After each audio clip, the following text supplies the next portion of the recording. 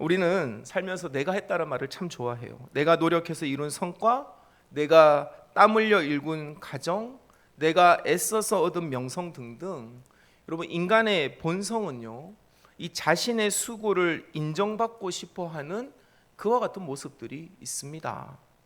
그렇죠? 우리는 알게 모르게 나를 드러내는 것이 참 익숙합니다. 내 자랑, 어떤 내 성과, 내 모습을 나타내는 것을 우리는 아닌 척하면서 잘 그렇게 해요.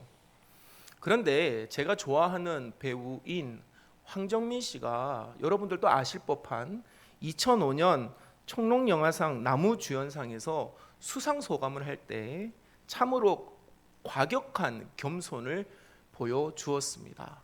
저는 종종 이 설교 때마다 이 예화를 들거든요. 여러분, 이 황정민 씨는요, 다 자기를 드러내기를 좋아하고 자기 자랑을 은근히 하는 이 우리의 모습 속에서 아주 과격한 겸손을 우리에게 보여줍니다. 여러분들도 아실 법한 수상 소감이에요. 이렇게 얘기했어요.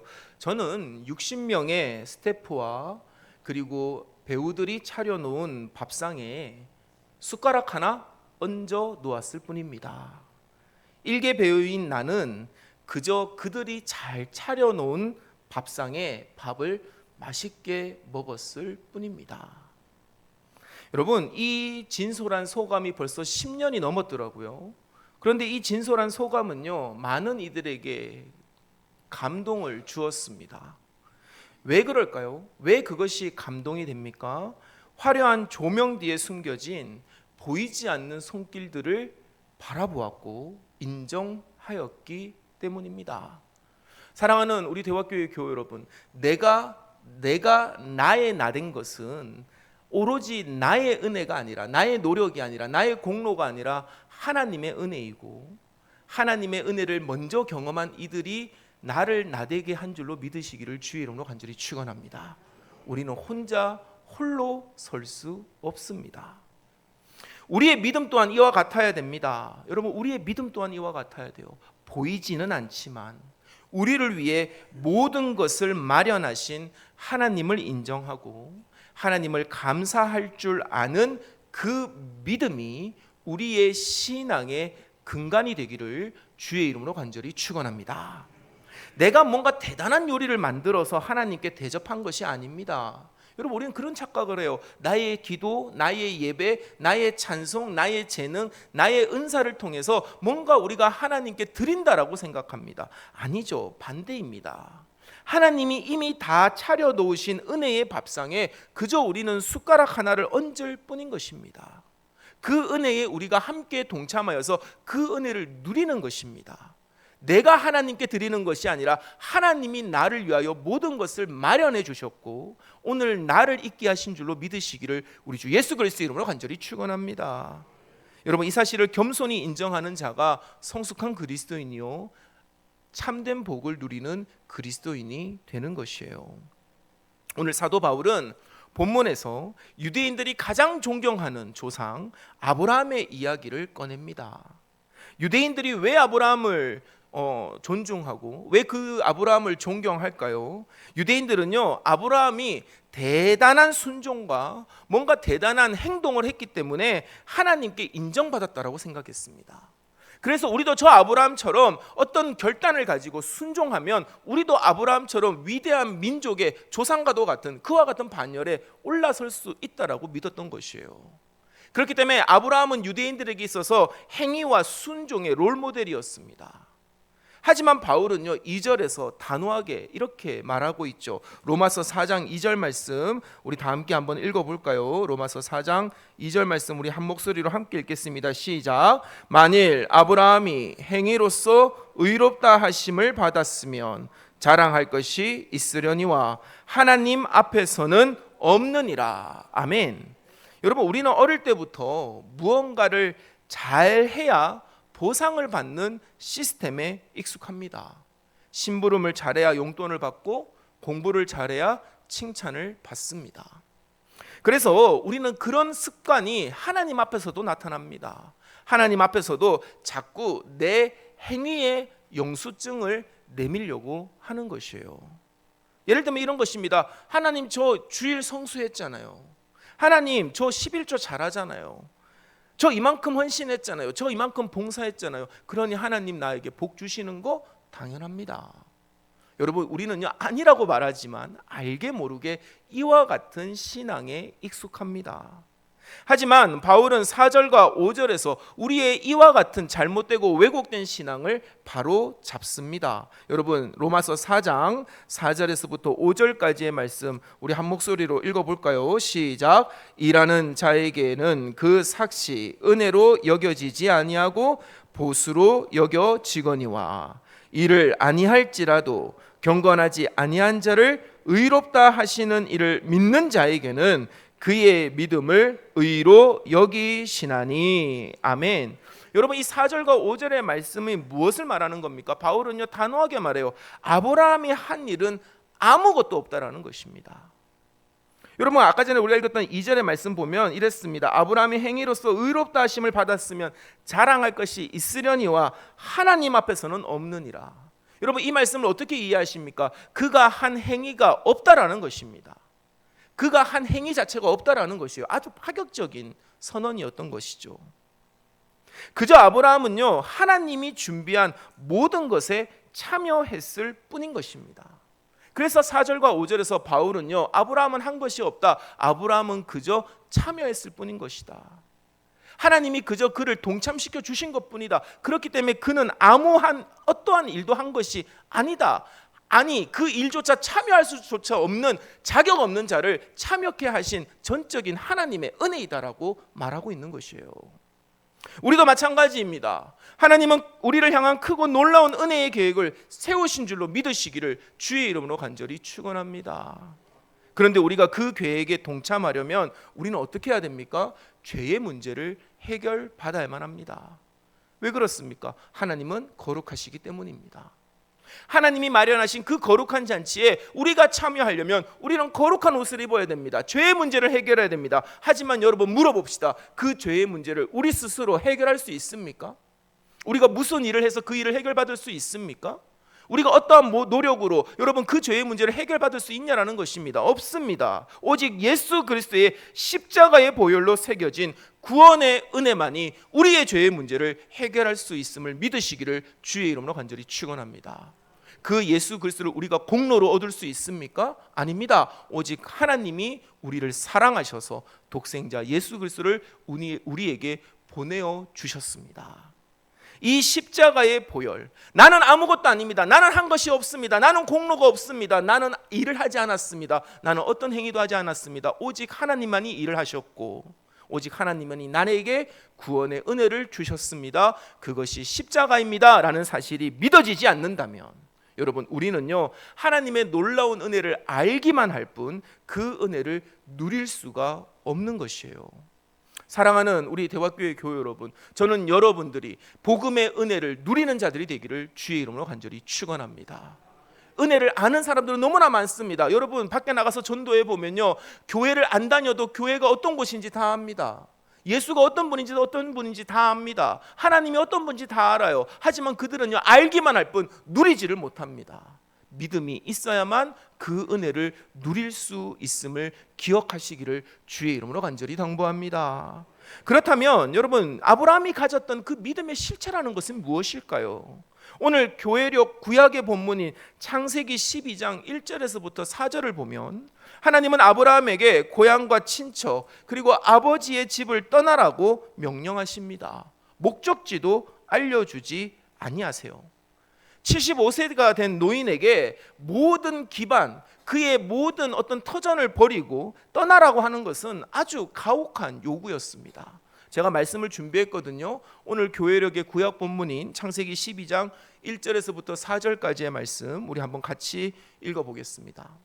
우리 함께 읽습니다. 시작. 여호와께서 아브라함에게 이르시되 너는 너의 고향과 친척과 아버지의 집을 떠나 내가 내게 보여줄 땅으로 가라. 내가 너로 큰 민족을 이루고 내게 복을 지어 내 이름을 장대하게 하리니 너는 복이 될지라. 너를 축복하는 자에게는 내가 복을 내리고 너를 저주하는 자에게는 내가 저주하리니 땅의 모든 족속이 너로 말미암아 복을 얻을 것이라 하신지라. 이에 아브라함이 여호와의 말씀을 따라갔고 롯도 그와 함께 갔으며 아브라함이 하란을 떠날 때에 75세였더라. 아멘. 여러분 4절의 말씀 보면 이렇게 나와 있죠. 이에 아브라함이 여호와의 말씀을 따라갔다. 여러분 이것이 중요합니다. 아브라함은 오직 말씀을 따라 길을 떠난 것입니다. 여러분 이 말씀이 우리에게 무엇을 의미하는 걸까요? 아브라함은요 하나님의 나타나심을 보고 따라간 것이 아닙니다. 어떤 모세가 보았던 것처럼 어떤 떨기나무에 있는 불꽃으로 그 환상으로 보고 따라간 것이 아니에요. 오직 말씀을 따라간 것입니다. 그 약속을 믿고 따라간 것입니다. 다시 말해서 아브라함은요 하나님의 계획에 동참한 것입니다. 아브라함은 자기가 인생의 설계도를 그려서 하나님께 결제 서류를 내밀고 그 결제를 받은 것이 아닙니다. 하나님이 그려주신 그 설계도에 자기 인생을 던진 것이에요.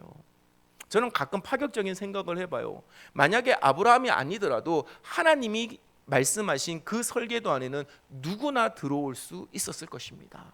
여러분 하나님께 주권이 있는 것이에요. 여러분 이것이 믿음입니다. 우리가 인생의 설계도를 그려서 하나님 해주세요라고 떼쓰는 것이 아니라 하나님이 우리를 위하여 완벽하게 계획해 놓으신 그 계획 안에 우리가 들어가는 것, 여러분 이것이 믿음인 줄로 믿으시기를 주의 이름으로 간절히 축원합니다.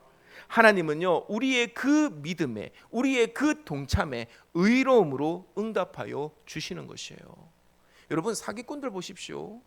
제가 지지난주도 사기꾼 얘기한 것 같은데, 여러분 사기꾼들은요 계획이 그럴싸합니다.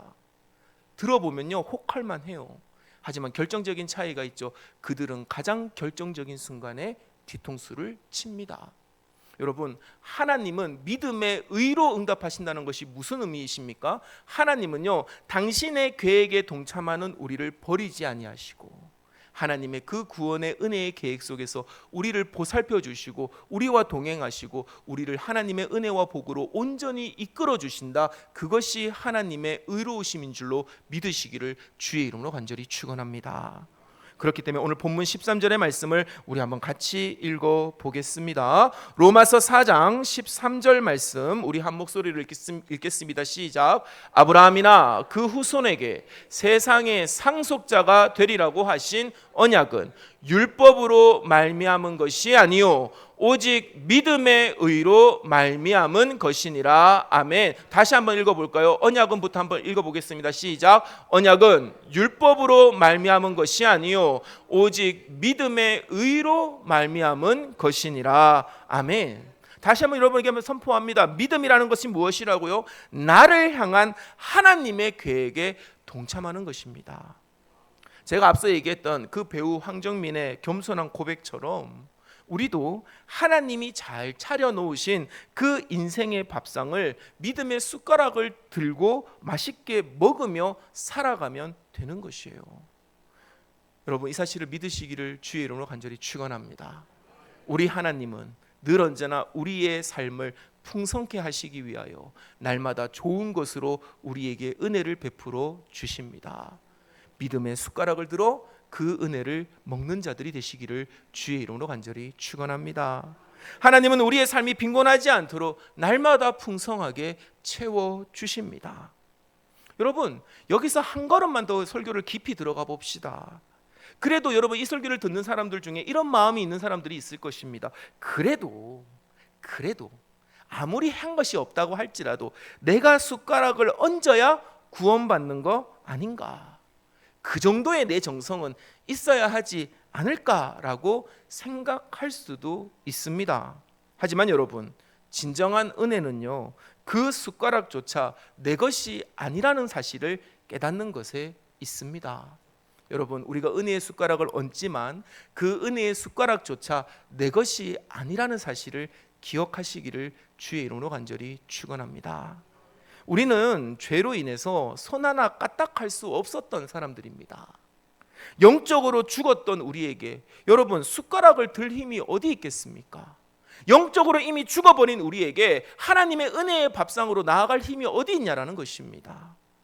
하나님은 우리를 긍휼히 여기셔서 직접 은혜의 밥상에서 그 밥을 먹을 수 있도록 숟가락을 만들어 주셨고 그 밥상의 은혜의 밥상을 누릴 수 있게 하여 주신 것이에요. 여러분, 그 숟가락은 바로 우리 주 예수 그리스도 십자가인 줄로 믿습니다. 십자가가 있었기에 우리는 하나님의 그 은혜를 누릴 수 있게 된 것입니다. 내가 구하지도 않았는데 하나님이 독생자를 보내어 주셔서 우리를 위한 구원의 도구를 주신 것입니다. 심지어 여러분, 저는 이렇게 생각합니다. 우리의 입을 벌려 그 사랑을 떠먹여 주신 것이에요. 정말로 거의 죽은 자와 같이 되어서 여러분, 입조차 벌릴 수 없는 우리에게 하나님이 다가오십니다. 하나님이 숟가락으로 은혜의 밥상을 퍼서 우리의 입을 벌려주시고 그 입 속으로 주의 은혜를 부어주신 것입니다. 여러분, 이것이 은혜이요 이 사실을 믿는 것이 믿음인 줄로 믿으시기를 주의 이름으로 간절히 축원합니다. 그 사랑이 우리를 살린 것입니다. 내가 뭔가를 할 수 있다고 생각할 수 있는 것은 왜 그런 생각을 할 수 있는지 아십니까? 그 사랑이 우리를 살리고요, 그 사랑이 우리를 살찌우고요, 그 사랑이 우리를 건강케 해서 그 은혜가 우리를 자라게 했기 때문에 우리는 이제서야 비로소 하나님의 뜻을 행할 수 있는 자가 된 것입니다. 이제 그 사랑과 은혜 속에 장성한 우리는 우리의 십자가를 짊어지고 누군가의 허기진 영혼을 배부르게 하는 사명을 감당할 수 있게 된 것이에요. 여러분, 개구리 올챙이적 생각 못한다고 합니다. 저와 여러분은 그와 같은 어리석은 자들이 되지 않기를 주의 이름으로 간절히 축원합니다. 여러분, 우리가요 직분을 가지고 우리가 교회에 출석하며 여러분 우리가 누군가의 삶을 보살피고 그들에게 복음을 전할 수 있었던 이유가 무엇입니까? 내가 잘나섭니까? 내가 똑똑해서입니까? 내 재력이 충분해서입니까? 아닙니다. 죽을 수밖에 없는 우리에게 떠먹여 주신 하나님의 사랑과 은혜인 줄로 믿으시기를 주의 이름으로 간절히 축원합니다. 이 사실을 잃어버리지 않아야 됩니다. 겸손한 그리스도인들이 되셔야만 합니다. 교만은 죄가 됩니다. 교만은 사망에 이르게 하는 것입니다. 여러분, 아무리 거대한 교각도요 처음에는 바닷속에 던져진 돌덩어리 하나로 시작하는 것입니다.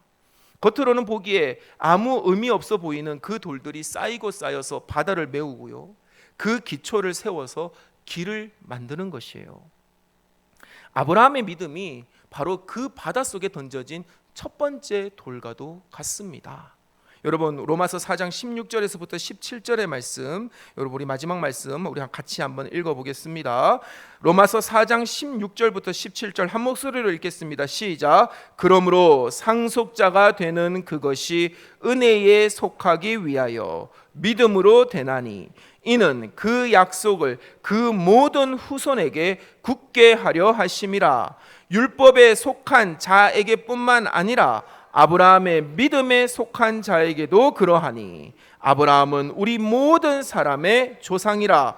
기록된 바 내가 너를 많은 민족의 조상으로 세웠다 하심과 같으니 그가 믿은 바 하나님은 죽은 자를 살리시며 없는 것을 있는 것으로 부르시는 이시니라. 아멘. 여러분, 돌이 스스로 발이 있어서 걸어가서 바닷속으로 풍덩 들어갑니까? 아닙니다. 누군가가 그 돌을 집어들어서 은혜의 바닷속에 넣어 주어야만 하는 것입니다. 그 첫 돌이 바울은 뭐라고 얘기합니까? 너희들이 그토록 존경하고 사랑하는 아브라함이라는 것이에요. 그가 잘나서 그 바다에 들어간 것이 아니라, 그가 잘나서 그 은혜의 첫걸음이 된 것이 아니라 하나님이 그렇게 하셨다라고 선언하고 있는 것이에요. 여러분, 우리의 인생이 지금 광야와 같고 바다에 던져진 돌덩어리처럼 보이지 않는 것처럼 그저 깊은 곳에 잠겨진 것처럼 여러분 초라해 보이고 허무해 보일 수 있습니다. 하지만 여러분 17절에서 바울이 얘기했던 것 같이 하나님은 없는 것을 있는 것으로 부르시는 분이신 줄 믿으시기를 바랍니다. 우리는 이것을 뭐라고 얘기합니까? 무에서 유를 창조하시는 살아계신 하나님이라는 사실입니다. 여러분, 하나님의 계획 속에 내 인생의 숟가락을 얹고 나아가면 하나님은 반드시 우리의 삶을 영광스러운 작품으로 완성하여 주심을 믿으시기를 바랍니다. 여러분, 언젠가 우리의 그 삶이 쌓이고 쌓여 길을 내시고 우리를 생명과 진리의 복으로 이끄심을 믿으시기를 주의 이름으로 간절히 축원합니다. 여러분 이제 말씀을 맺습니다. 오늘 우리는 주님께서 친히 차려주신 이 거룩한 밥상 성찬의 식탁 앞으로 나아옵니다. 오늘 우리가 대하는 이 빵과 잔은요, 우리를 향한 하나님의 완벽한 계획의 정점입니다. 여러분 이 성찬을 받을 때마다 믿으시기를 바랍니다. 하나님은 나를 먹이시고 살리시는구나. 하나님은 나를 위하여 완벽한 은혜의 계획을 마련해 두셨구나. 주님은 2000년 전 십자가에서 당신의 몸을 찢으시고 피 흘리심으로써 우리를 위한 영원한 생명의 밥상을 차려주셨습니다. 오늘 그 거룩한 식탁에 우리가 초대받은 것입니다. 우리가 잘나서 온 게 아닙니다. 여러분 우리가 뭔가 있어서 온 게 아닙니다. 하나님이 우리를 불러주셨습니다. 우리가 이 빵과 잔을 마실 때마다, 이 포도주를 마실 때마다 믿음으로 고백합시다. 주님, 내가 한 것은 아무것도 없습니다. 오직 주님이 차려주신 이 은혜의 밥상에 나의 조그만한 믿음의 숟가락을 얹겠습니다. 여러분 이 거룩한 식탁은요, 세상의 복처럼 마귀의 장난 한 번에 무너지는 그와 같은 식탁이 아닙니다. 하늘나라에 이르기까지 우리를 책임져 주시고 우리를 배불리 먹여주시는 영원히 지속되는 은혜의 상임을 기억하시기를 주의 이름으로 간절히 축원합니다. 겸손히 주님이 쥐어주신 십자가의 은혜를 붙드시고 주님의 그 살과 피를 먹는 이 거룩하고 이 복된 잔치에 참여하는 저와 여러분이 되기를 주의 이름으로 간절히 축원합니다. 우리를 향한 하나님의 완벽한 계획을 믿으십시오. 그 복과 은혜를 온전히 누리는 우리 대화교회 교우들이 되시기를 우리 주 예수 그리스도의 이름으로 간절히 축원합니다.